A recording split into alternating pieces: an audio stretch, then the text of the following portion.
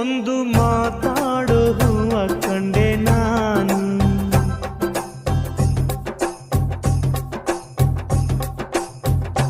ಬಾಡದಂತ ಪ್ರೀತಿಯ ಹೂ ನೀನು.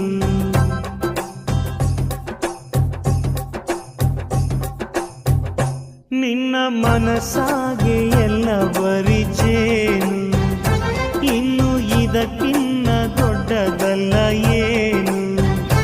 ನನ್ನ ಬಾಳ ಸಂತೋಷವೆಲ್ಲ ನೀನೇ, ನನ್ನ ಹಾಡು ಸಂಗೀತವೆಲ್ಲ ನೀನೇ.